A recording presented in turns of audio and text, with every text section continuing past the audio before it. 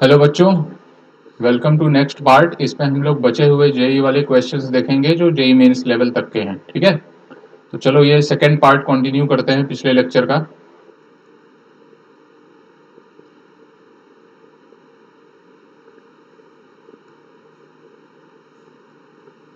Question कह रहा है particle is moving in a circle of radius are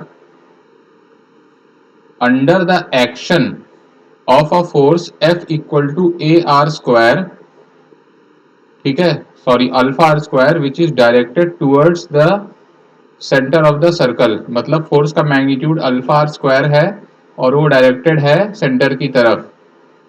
total mechanical energy kinetic plus potential निकालनी है। पिछले लेक्चर में भी हम लोगों ने इस टाइप का एक क्वेश्चन देखा था जहां पर हम एफ को minus D U by D are लिखते थे।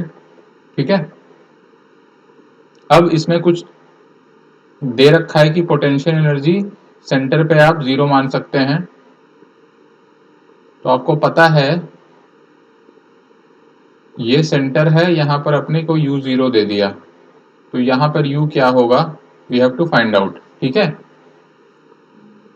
And then we will find out kinetic energy. तो सबसे पहले तो बात आती है कि F towards the centre of the circle क्या लगता है, सेंट्रीपिटल फोर्स। तो mv स्क्वायर बाई आर जो होगा that should be equal to alpha R square.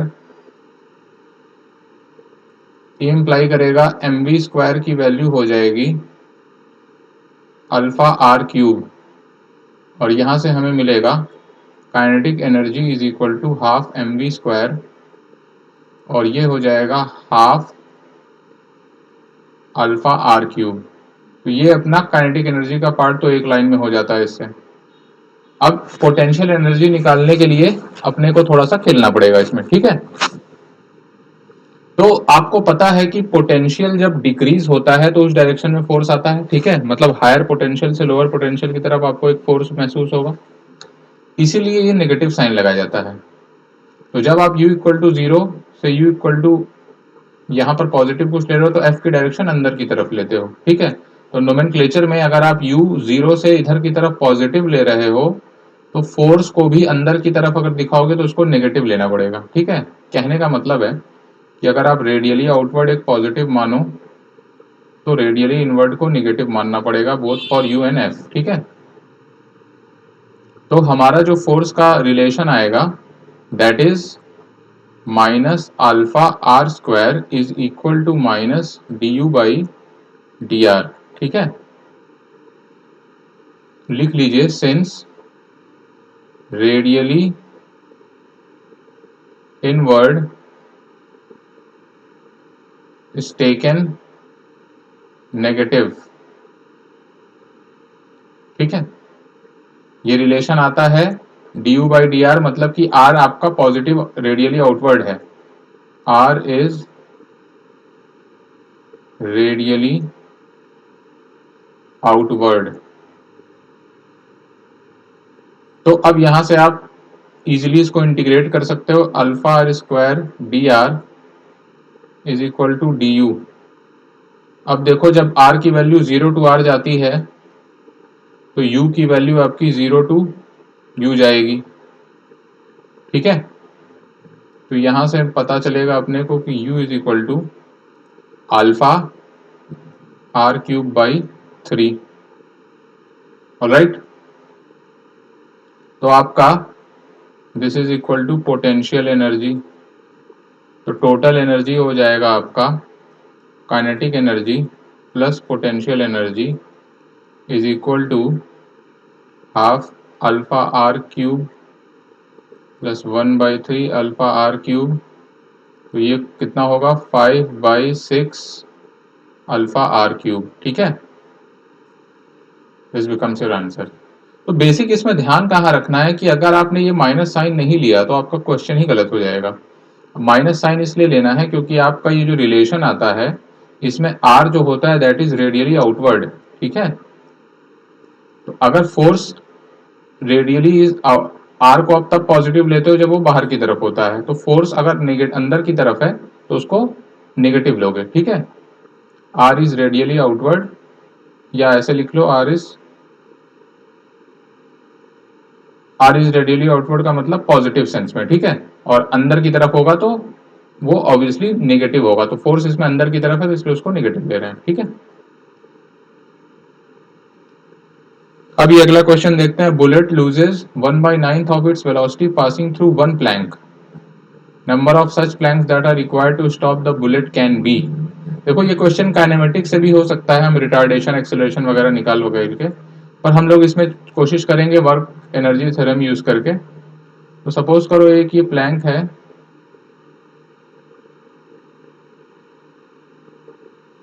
इधर से ये कुछ u वेलोसिटी से जाती है और इधर से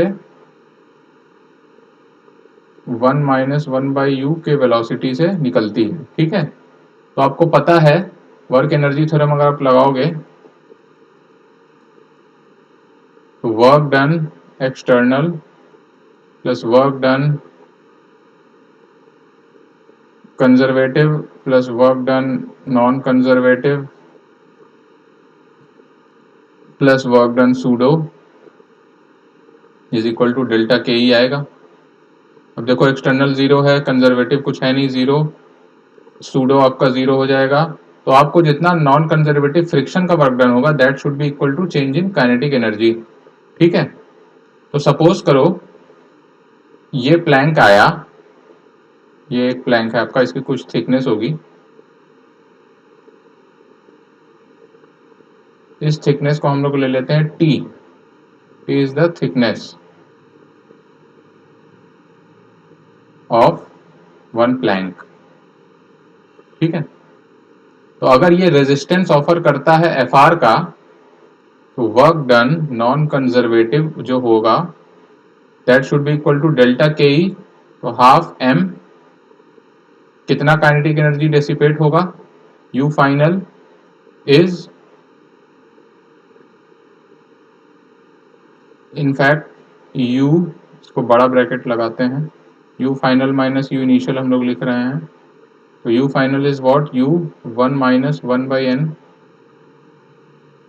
यू स्क्वायर 1 - 1/n का स्क्वायर माइनस यू स्क्वायर, ठीक है। Now this is the work done by friction force, alright. तो आपका अगर ये बुलेट ऐसे जा रही है आगे के सेंस में, तो फ्रिक्शन आपका पीछे लग रहा होगा रेजिस्टेंस, और थिकनेस आगे की तरफ ट्रेवल कर रही है, तो वर्क डन बाय फ्रिक्शन को आप लिख सकते हो minus F R times T is equal to half M you square 1 - 1/n का स्क्वायर माइनस 1, ठीक है। ये मैंने लिख दिया। अब कह रहा है कि ऐसे कितने प्लैंक्स चाहिए कि फाइनल बुलेट रुक जाए, मतलब उसकी फाइनल काइनेटिक एनर्जी जीरो हो जाए, ठीक है। This is for one plank, ठीक है। तो यहां से आप एफ आर की वैल्यू निकाल लो सबसे पहले, या एफ आर टी की वैल्यू ही रहने दो एज इट इज, तो माइनस माइनस कैंसिल कर दो, तो इसकी वैल्यू आ जाएगी F R into T is equal to half M you square 1 - 1 -1/n square plus 2/n, ठीक है। तो ये हो जाएगा हाफ एम यू स्क्वायर, 1 से 1 कैंसिल, 2/n -1/n स्क्वायर, ठीक है। अब क्या होगा, क्वेश्चन ये कह रहा है कि कितने सारे प्लैंक्स लगाएं कि फाइनल काइनेटिक एनर्जी जीरो हो जाए या फाइनल वेलोसिटी जीरो हो जाए। अगेन यही आप लगा दोगे थ्योरम, तो for n planks work done non conservative is equal to half M, अब आ जाएगा zero square minus U square, half M you square. अब देन अगेन गाइज फोर्स तो आपको कांस्टेंट मानना पड़ेगा इसमें, क्योंकि आपको सच प्लैंक्स मतलब एक टाइप के प्लैंक बोल रहा है, तो वी हैव टू एज्यूम कि एफ आर इज कांस्टेंट, ठीक है। तो work done by friction force कितना हो जाएगा, N times F R into T, ठीक है। ये जीरो से है, तो minus N times F R into two is minus half M you square. Now n times F R T की वैल्यू ऊपर से डाल दीजिए गाइस। एफ आर टी की वैल्यू हम लोग ऊपर से लिखेंगे half M you square 2/n minus 1/n square is equal to half M you square. ठीक है, माइनस माइनस कैंसिल हो जाएगा, तो half M you square cancel होगा, इसको मैं ऊपर लिख देता हूं। ठीक है, तो यहां सर रिलेशन आएगा n की value is equal to n square upon, यहां से एलसीएम लो 2n माइनस 1 आएगा, so this becomes your answer। ठीक है, कहानी क्या है, आपने माना है कि friction offered by each plank is same, resistance offered by each plank is same, क्योंकि आपको एक ही टाइप के प्लैंक दिया है, resistance offered by every plank is same. ठीक है, तो वर्क डन कैसे करोगे, जब सब में सेम है तो n into F R T हो जाएगा। भाई इस बार एक के work done F R into T है, तो n का वर्क डन होगा F R into N T. ठीक है, या इसको ऐसे लिखो तो ज्यादा समझ में आएगा, F R into N T करके लिख लो।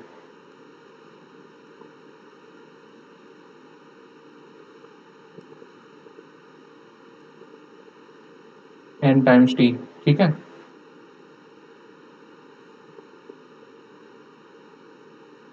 और इसको आप काइनेमेटिक से भी कर सकते हो। रिटार्डेशन मान लो एक प्लैंक में कुछ आएगा, उसी को सारे रिटार्डेशन को सेम मान लो, तो you can use v square equal to you square plus 2s वाला फॉर्मूला, उससे भी आप कर सकते हो इस क्वेश्चन को। ठीक है, तो अच्छा क्वेश्चन है।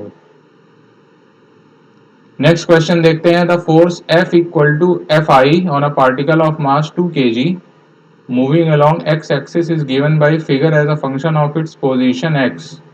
ठीक है, the particle is moving with velocity 5 metre per second along the x axis at an along the x axis at x equal to 0। यहाँ पर वेलोसिटी इसकी 5 मीटर पर सेकेंड है। What is the kinetic energy of the particle at x equal to 8 metre. Again work done by external force इस case में आ जाएगा delta K E. x equal to 8 आपका ये हो गया, x इक्वल टू 0 ये हो गया, तो इसके अंदर एरिया वाला निकाल लो आप। देखो ये वाला पॉजिटिव होगा, जो नेगेटिव होगा उसको मैं रेड से कर देता हूँ। ठीक है, this is your negative area and again ये आपका पॉजिटिव साइड है। ठीक है, सो वर्क डन अगर आप निकालो तो इस ट्राइंगल का एरिया कितना होगा, half into this is 0 and this is 2, तो half base into height is also 2। अब ये वाला एरिया हम माइनस के साथ लिखेंगे, तो ट्रेपेजॉइड है तो half sum of parallel sides this is 2 and this is 5, तो one of the side is 3 plus ये देखो 3 है और ये 4 है, तो इसकी भी लेंथ 1 हो जाएगी। ठीक है, इंटू हाइट, ये वाली हाइट आपकी 0 to 1 है तो ये 1 होगी। ठीक, अगेन ये वाला एरिया प्लस आ जाएगा, तो ये वाली लेंथ 5 से लेके 8 तक में कितना होगा, 3, तो हाफ बेस आपका 3 हो गया। हाइट कितनी होगी, 0 से लेके 3 तक, तो ये भी 3 हो जाएगी, तो ये हो जाएगा 2 माइनस 2 प्लस 4.5, तो ये 4.5 हो गया। अब के इनिशियल आपको दे रखा है कि that is half M into 5 का स्क्वायर, ये इनिशियल वेलोसिटी दिया हुआ है इसने। ठीक है,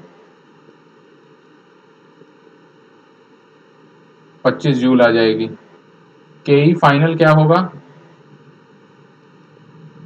माइनस के ई इनिशियल, ऐसे ही लिख लो पहले, ये की वैल्यू 4.5 होगी, तो के ई फाइनल कुछ नहीं होगा बल्कि के ई इनिशियल प्लस 4.5। व्हाट इज के ई इनिशियल, दैट इज 25 प्लस 4.5, तो दिस इज 29.5 आएगा आंसर। ठीक है, तो अब इसमें समहाउ इन्होंने 0.4 दिया है, आई डोंट नो व्हाई, तो आपको आंसर यही मानना पड़ेगा। ठीक है,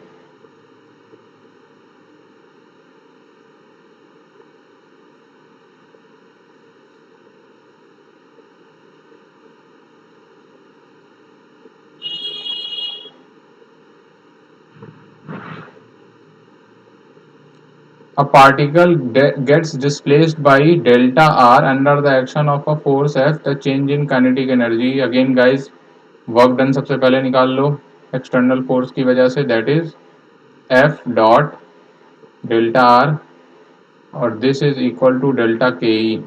ठीक है, तो वर्क डन आ जाएगा सिंपली इसका dot product 2i plus 3j plus 4k dot product 7i plus 4j plus 3k। ठीक है, तो ये आपका कुछ नहीं बल्कि 2 into 7 plus 3 times 4 plus 4 times 3, तो कितना हो गया गाइज ये 14 प्लस 12 प्लस 12, दिस बिकम्स 38।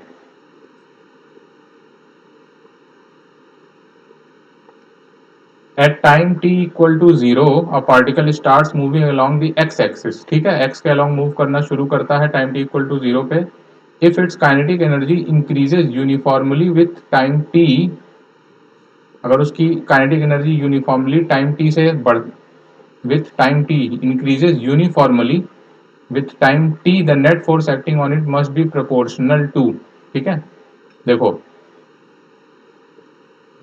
आपको दिया है कि काइनेटिक एनर्जी आपकी डायरेक्टली प्रोपोर्शनल टू टी है, मतलब half M we square is directly proportional to T. Okay, तो v की directly proportional to root T हो जाएगा। ठीक है, हमें निकालना है फोर्स, तो वी नो कि एक्सेलरेशन होता है dv बाई डी टी, तो एक्सेलरेशन आपका डायरेक्टली प्रोपोर्शनल हो जाएगा 1 अपॉन रूट टी। ठीक है, D by D T of root T करोगे गाइस तो आएगा 1 अपॉन 2 रूट टी। ठीक है, तो एक्सेलरेशन आपका directly proportional to 1 upon root T हो जाएगा। ओके, तो अगर एक्सेलरेशन 1 अपॉन रूट टी के प्रोपोर्शनल है तो फोर्स भी रूट टी के प्रोपोर्शनल हो जाएगा। ठीक, ये आंसर हो जाएगा आपका।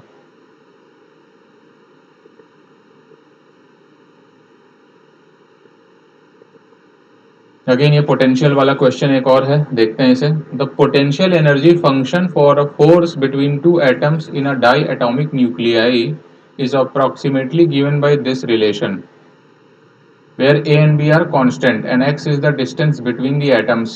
ठीक है, dissociation energy of the molecule, देखो डिसोसिएशन एनर्जी वो होगी जो स्टेबिलिटी इक्विलिब्रियम की पोजीशन में जो उनके बीच की एनर्जी है उसको ब्रेक करने के लिए जो आपको एनर्जी सप्लाई करनी पड़े। मतलब अगर पोटेंशियल एनर्जी मिनिमम होगी तब मॉलिक्यूल सबसे ज्यादा स्टेबल होगा।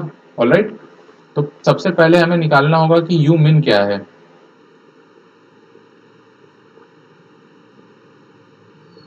पार्टिकल ना लिखा जाए, molecule is most stable when U is minimum। ठीक,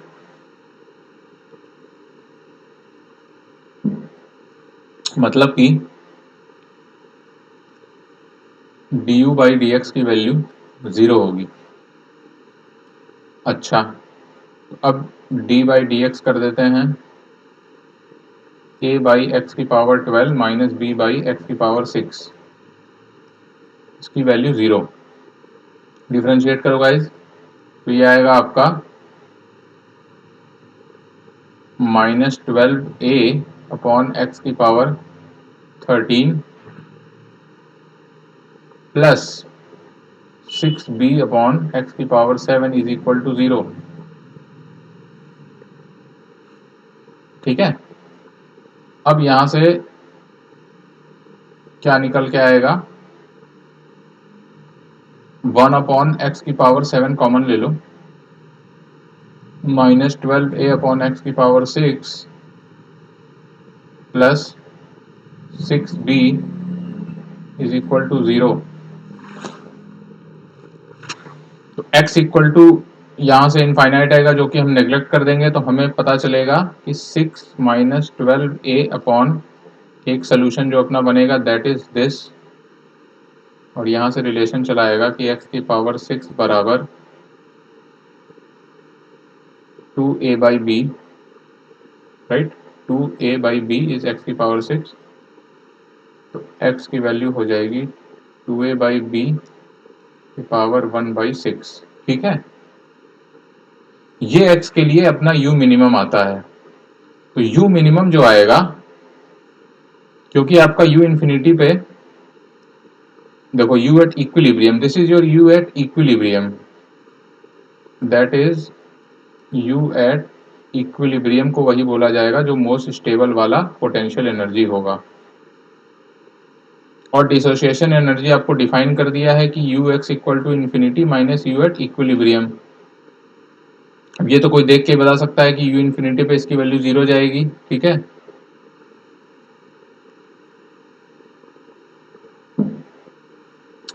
तो आपको basically find u at x equal to 2a by B की पावर 1/6, ठीक।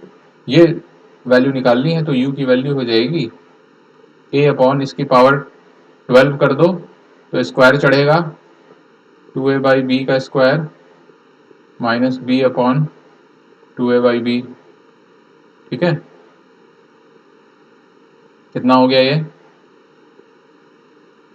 एक a स्क्वायर कट जाएगा, नीचे बचेगा 4, ऊपर चला जाएगा B square upon 4a minus B square upon 2a, तो ये हो जाएगा minus B square upon 4a, ठीक है। u इक्विलिब्रियम आ गया।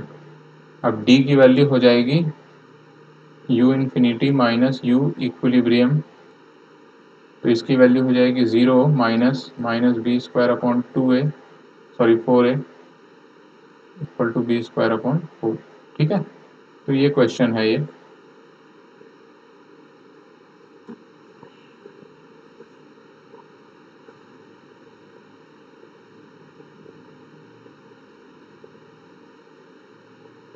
An athlete in Olympic Games covers a distance of 100 meter in 10 second. ये थोड़ा सा जो क्वेश्चन अगर आप इसको ध्यान से पढ़ोगे तो इसमें बस आपसे एक रेंज जानना चाह रहा है कि आपका एस्टिमेशन कैसा है। इसमें आपसे मतलब आपको एक गेस एस्टिमेट करना है। इसमें काइनेटिक एनर्जी क्या होती है, हाफ mv स्क्वायर, ठीक। अगर 10 मीटर की डिस्टेंस 10 सेकेंड में कैलकुलेट कर रहा है तो व्हाट इज v एवरेज, 100/10, इसकी वैल्यू 10 मीटर पर सेकेंड आ जाएगी, ठीक है।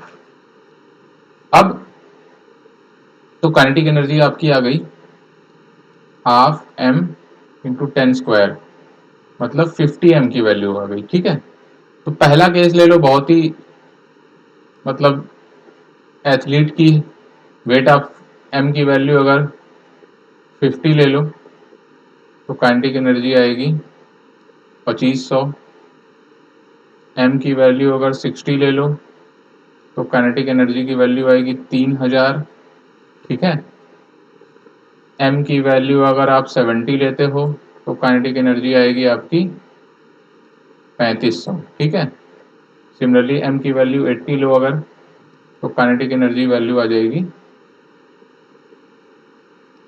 40,000।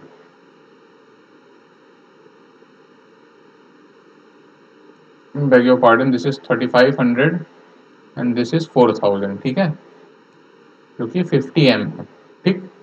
तो आप देख सकते हो कि इसमें सिर्फ आपको एक रफ एस्टिमेट निकालना है और आपका देख सकते हो डी वाले ब्रैकेट में फॉल कर रहा है, बाकी आउट ऑफ रेंज आ जाएंगे सारे। तो ये इस टाइप का क्वेश्चन है, आपको एक रफ देख रहा है कि आप स्केल कर पाते हो कि नहीं चीजें, ठीक है।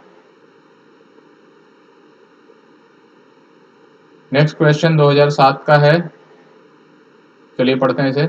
A 2 kg block slides on a horizontal floor with a speed of 4 metre per second, ठीक है। m की वैल्यू अपने को दे दी 2 kg और स्पीड दे दिया initial 4 metre per second. It strikes an uncompressed spring and compresses it till the block is motionless, ठीक है। तो ये कुछ ऐसा अरेंजमेंट है कि इनिशियली ब्लॉक आपका स्लाइड कर रहा है यू इनिशियल से, फिर ये एक स्प्रिंग से जाके टकराता है, ठीक है,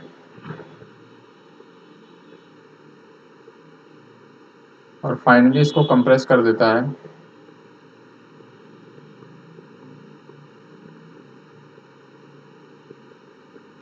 जब कंप्रेस मैक्सिमम हो जाएगा, कंप्रेसेस बाई कितना कंप्रेस होगी, जहाँ पे मैक्सिमम कंप्रेशन होगा वहाँ पर इसकी स्पीड 0 हो जाएगी, ठीक है,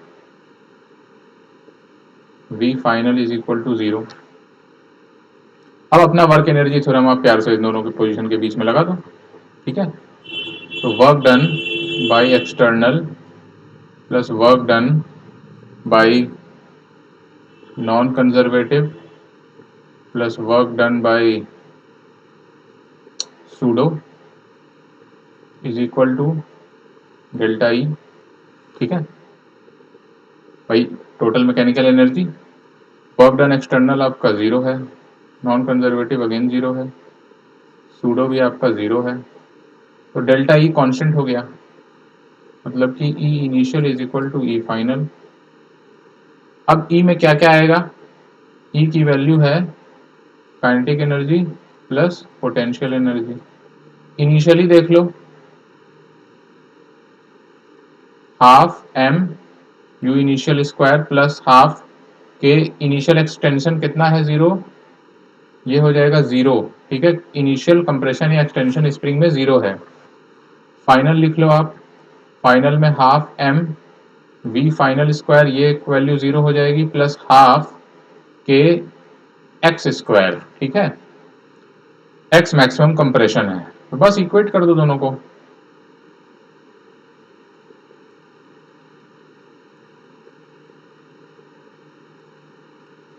टू के जी है, इनिशियल स्पीड 4 स्क्वायर है, हाफ इंटू के is 10,000 into x is what निकालना है आपको, तो यहाँ से आप इजीली फाइंड कर सकते हो, ठीक है।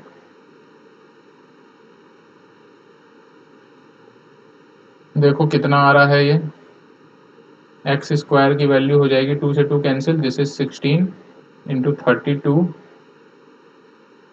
Upon 10 to the power 4, so this will be 4 upon 100 into root 2,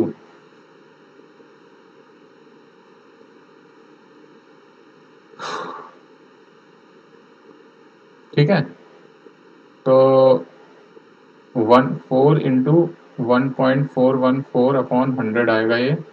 now this is 5 point something आना चाहिए इसका आंसर, तो ये 5.5 हो जाएगा, ठीक है।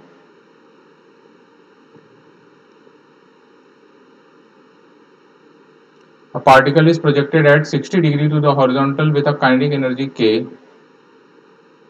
Okay, the kinetic energy at highest point.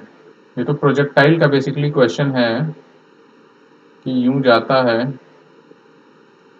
You से प्रोजेक्ट किया हमने थीटा डिग्री पे, हाईएस्ट पॉइंट पे जाके वेलोसिटी क्या होती है, यू कॉस थीटा। तो हाफ एम यू स्क्वायर की वैल्यू दिया है के, you have to find out half M u cos theta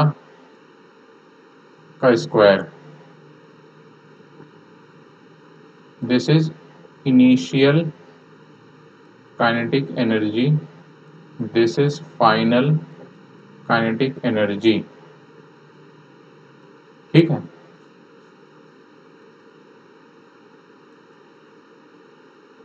cos square 60, ये वैल्यू के हो जाएगी, into cos square 60 is what 1/2 का स्क्वायर, तो this becomes k by 4, answer fairly easy. A particle of mass 100 gram is thrown vertically upwards, 100 ग्राम, तो मास को आप KG में तुरंत बदल लो ऐसे क्वेश्चंस में, ठीक है।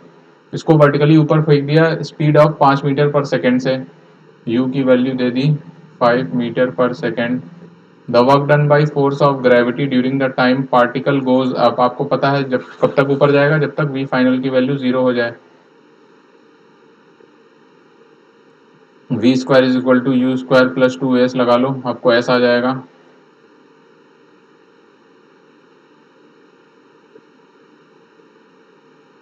अब ग्रेविटी आप या तो 10 लो या तो 9.8 लो, क्वेश्चन पता नहीं किसके हिसाब से है ये। तो g की वैल्यू आप -10 ले लो और s की वैल्यू आ जाएगी, ठीक है। तो यहाँ से s आएगा आपका, what is s? s comes out to be 25/20, this is 5/4 is equal to 1.25, ठीक है। This is your distance, displacement ऊपर की तरफ। Now work done by mg कितना हो जाएगा, mg आपका लगेगा नीचे की तरफ और हाइट जाएगी ऊपर की तरफ, सॉरी s, तो ये -mgs हो जाएगा work done by gravitational force.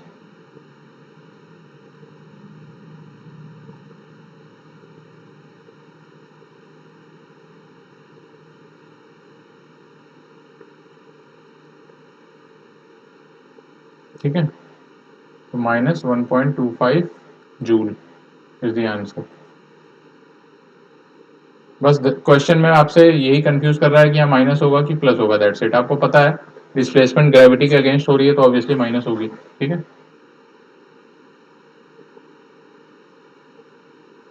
Potential energy of a 1 kg particle free to move along the x-axis is given by Vx is equal to x to the power 4/4 minus x square upon 2। ठीक, इस relation से आपको potential दे दिया, potential energy दे दी, m की value 1 kg दी हुई है। अब कह रहा है कि total mechanical energy of the particle is 2 joule, then maximum speed, ठीक है।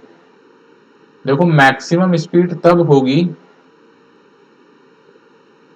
का मतलब होगा मैक्सिमम काइनेटिक एनर्जी, और मैक्सिमम काइनेटिक एनर्जी तब होती है पार्टिकल की जब उसकी पोटेंशियल एनर्जी मिनिमम होगी, ठीक है।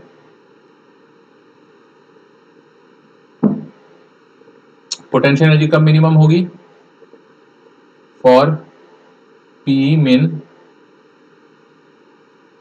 Del V by del X, या आप सिंपली डी लिखो अभी, पार्शियल डेरिवेटिव, और कोई एक ही का फंक्शन है तो वो डी ही होगा, D V by D X is equal to 0, ठीक है। तो अच्छा अब इसको आगे करते हैं, तो 4x³ by 4 minus 2x/2 is equal to 0, मतलब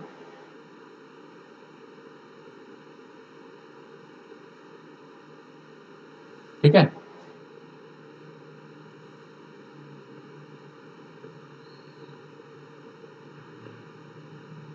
अब यहां से हमें मिलेगा x की वैल्यू +-1, ठीक है। तो +-1 पे निकाल लो, और ये 0 भी आ रहा है एक, तो आपको देखना है कहां पे मिन है, तो तीनों पे निकाल के आप देख लो। v -1 की वैल्यू हो जाएगी, -1 इसमें डालो तो 1/4 -1/2 is -1/4, v x is equal to +1 की वैल्यू सेम आएगी -1/4, and v x is equal to 0 पे आपकी 0 आ जाएगी, ये मैक्सिमम आएगा, ठीक है। ये मैक्स आएगी क्योंकि dv by D x equal to 0 maximum के लिए भी होता है, तो यहां से जो रिलेशन आ रहा है, तो x is equal to 0 is for v max and x is equal to +-1 is for v min, ठीक है। तो पोटेंशियल एनर्जी यहां पर आ गई -1/4, आपको दिया है 2 जूल है जहां पर स्पीड मैक्सिमम है, तो potential energy plus kinetic energy is equal to 2। मुझे पता है यहाँ पर पोटेंशियल एनर्जी -1/4 है, प्लस काइनेटिक एनर्जी आपकी 2 हो गई, टोटल 2, तो के ही आपका हो जाएगा 2 + 1/4 इज 9/4, ठीक है। काइनेटिक एनर्जी हो जाएगी आपकी 12 mv² half into 1, I guess it is 1 mass of the particle into v square is 9/4, ठीक है। v की वैल्यू हो जाएगी 3/√2, ठीक। तो ये आंसर हो जाएगा आपका। अच्छा क्वेश्चन है ये भी। आपको बेसिकली इसमें फंडा क्लियर ये रखना है कि जहाँ पर पोटेंशियल एनर्जी मैक्सिमम होगी वहाँ पर काइनेटिक एनर्जी मिन होगी, और जहाँ पर मैक्सिमम काइनेटिक एनर्जी जो कि क्वेश्चन में पूछ रहा है वहाँ पर आपको मिन पोटेंशियल एनर्जी लेना है। तो मिन पोटेंशियल एनर्जी के लिए आपको x=0 पे कूदना नहीं है, x=±1 लेना होगा, ठीक है। ये अच्छा question, it's a good question, good question, ठीक है।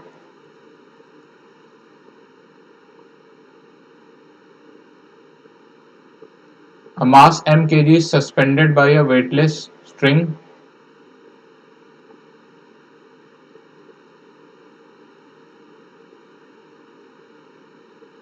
ठीक है।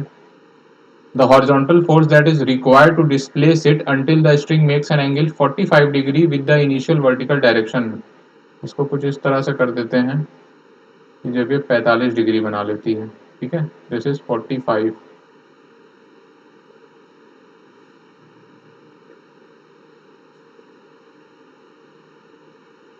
ये फोर्स पूछ रहे हैं कितना लगेगा, ओके। ये पॉइंट ए ले लो, ये पॉइंट बी ले लो। वर्क एनर्जी थ्योरम लगा दो आप बिटवीन ए एंड बी, ठीक है। इसमें कोई नो ब्रेनर क्वेश्चन। ये रेफरेंस ले लो। अगर ये एल है, ठीक है, सो दिस इज एल। आपको ये बेसिकली हाइट निकालनी होगी। अगर ये एल है पूरा, this is L cos, this is also L, तो एल कॉस 45, तो this will be L minus l cos 45, ठीक है। तो वर्क डन बाई फोर्स कितना होगा, जितना भाई वर्क डन एक्सटर्नल क्या आएगा इस केस में,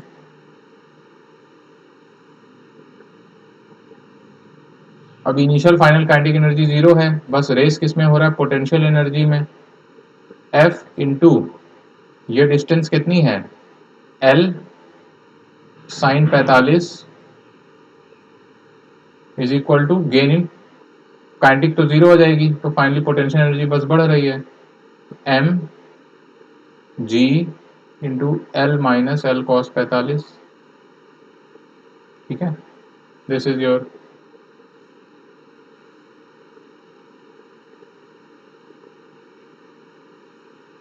एफ की वैल्यू हो जाएगी m g 1 - 1/√2 divided by 1/√2 m g √2 - 1, ठीक है। This becomes your answer. Fairly easy question.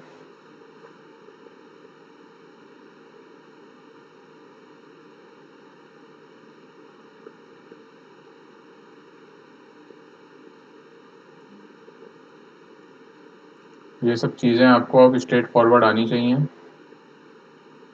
ठीक है।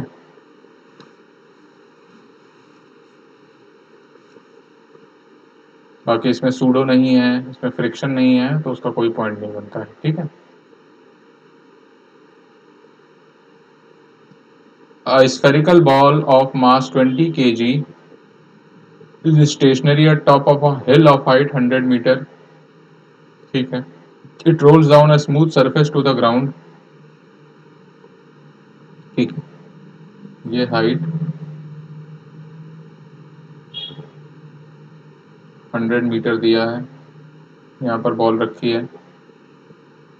Then climbs up another hill of height 30 metre, जब फिर से चढ़ जाती है ये, ठीक है। And finally rolls down to a horizontal base at a height of 20 metre above the ground. तो पहले 30 मीटर चढ़ता है, फिर उतरेगा, एंड देन आपका एक बेस पे चला जाएगा 20 मीटर की हाइट पे। So this is your 30 and this is your 20। Finally ball यहाँ पे आ जाती है, ठीक है। The velocity attend by ball, यहाँ पर वेलोसिटी v क्या होगी, ठीक है, यहाँ पर u इक्वल टू 0 है, ये पॉइंट ए और पॉइंट बी के बीच में वर्क एनर्जी थ्योरम अपने को लगा देना है।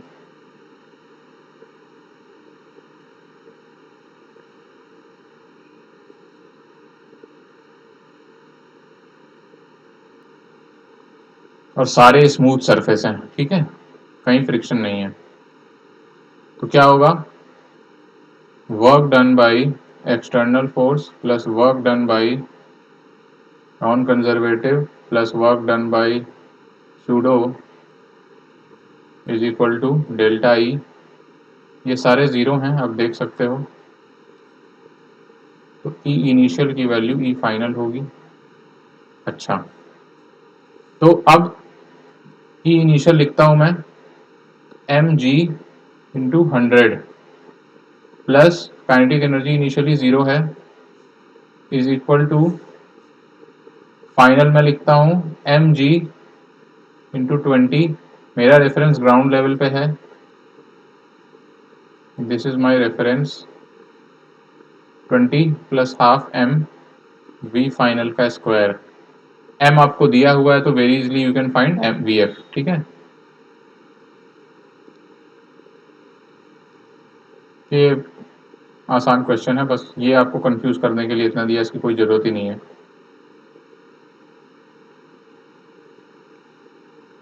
A particle moves in a straight line with retardation proportional to its displacement.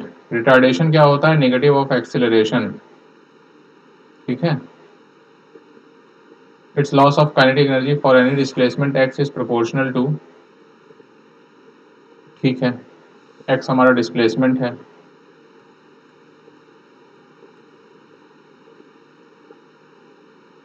ठीक, अब a की वैल्यू हो जाएगी,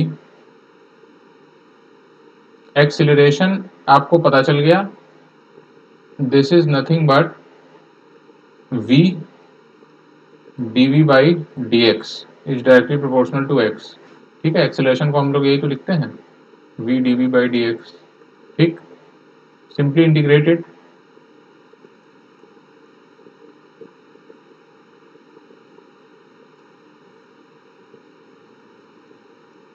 ठीक है, तो आप देखोगे कि माइनस वी स्क्वायर बाई 2 आपका डायरेक्टली प्रोपोर्शनल आएगा एक्स स्क्वायर बाई 2 के।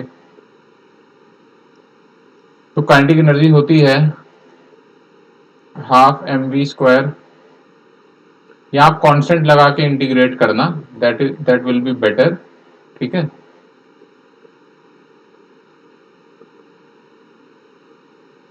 यहाँ एक कांस्टेंट आ जाएगा, बस उससे कोई फर्क नहीं पड़ेगा, डायरेक्टली प्रोपोर्शनल का रिलेशन सेम रहेगा। काइनेटिक एनर्जी होती है half M we square, that will be directly proportional to minus x square by 2, ठीक है। तो loss of kinetic energy delta K E, loss delta K E will be directly proportional to x square by 2। भाई kinetic energy minus x square by 2 है, मतलब कम होते जा रही है एक्स के साथ, तो जो लॉस होगा ऑब्वियसली वो पॉजिटिव हो जाएगा। लॉस तो आपको पॉजिटिव होता है, लॉस इज मैग्नीट्यूड, तो एक्स स्क्वायर के प्रोपोर्शनल हो जाएगी, implies directly proportional to x square, ठीक है। लॉस क्या होगा, loss is kinetic energy initial minus kinetic energy final which will be positive, ये directly proportional to x square आ रहा है। अच्छा क्वेश्चन है ये भी, ठीक है। क्वेश्चन अच्छा तब और बनता जब इसमें एक ऑप्शन अगर आपको एक्स स्क्वायर के साथ माइनस एक्स स्क्वायर भी दे देता, तब मजा आता क्वेश्चन में, तब कंफ्यूजन आता है इसमें। पर क्योंकि आपको लॉस मेंशन किया है तो loss has to be positive, right, बढ़ते हुए से कम होना, दैट इज लॉस, तो लॉस तो मैग्नीट्यूड आएगा। A particle is acted upon by force of constant magnitude, constant magnitude का फोर्स लग रहा है which is always perpendicular to the velocity of particle. ये तो हमेशा सर्कुलर मोशन में होता है दोस्त, the motion of the particle takes place in a plane low.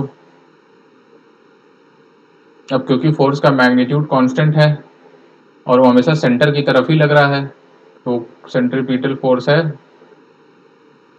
Centre की तरफ लगेगा, ठीक है।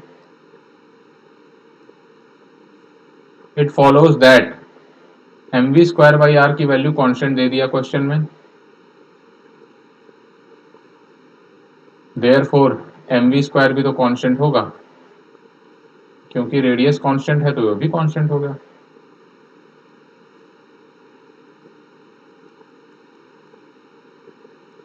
ये भी कांस्टेंट हो गया, ठीक है। जब mv square by r constant है तो ऑब्वियसली mv स्क्वायर भी कांस्टेंट होगा, क्योंकि r इंटू कॉन्स्टेंट r एक पर्टिकुलर रेडियस हो गया, ठीक है। ये एक सर्कुलर मोशन का क्वेश्चन हो गया। तो it's kinetic energy is constant, yes correct. इस एक्सीलरेशन, एक्सीलरेशन एक वेक्टर है, कांस्टेंट नहीं हो सकता। वेलोसिटी एक गिवन है, वेक्टर नहीं कांस्टेंट हो सकता। It moves in straight line गलत है, तो यही ऑप्शन बचता है, यही सही हो सकता है, ठीक है।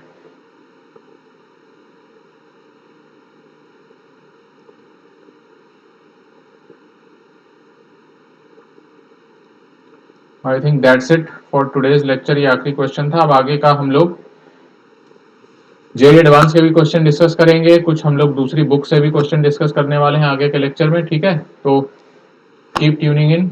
चलो बाय बाय।